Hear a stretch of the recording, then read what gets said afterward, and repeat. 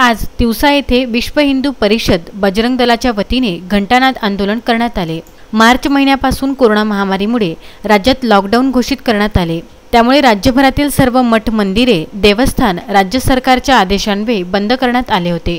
मात्र आता राज्यभरात लॉकडाऊन शिथिल करण्यात आले असून हळूहळू सर्व व्यवसाय व दुकाने सुरू करण्यात येत आहे। मॉल जिम उघडण्यात आलेले आहे। मात्र अद्यापही वारंवार सरकारकडे मागणी करूनही मठ मंदिरे व देवस्थाने सुरू करण्यात आलेली नाही। गेल्या 5 महिन्यांपासून मठ मंदिरे व देवस्थान बंद असल्यामुळे भाविक भक्तांना परमेश्वराच्या दर्शनाची ओढ लागली आहे। त्याचबरोबर मंदिराबाहेरील छोट्या छोट्या व्यावसायिकांवर उपासमारीची वेळ आलेली आहे।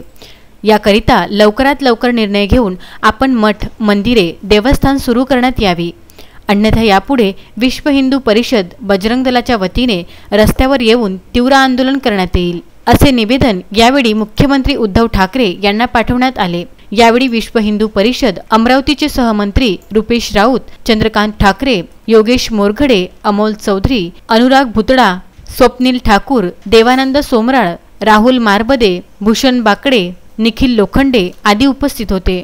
Vidarbha news bureau, Tiwasa.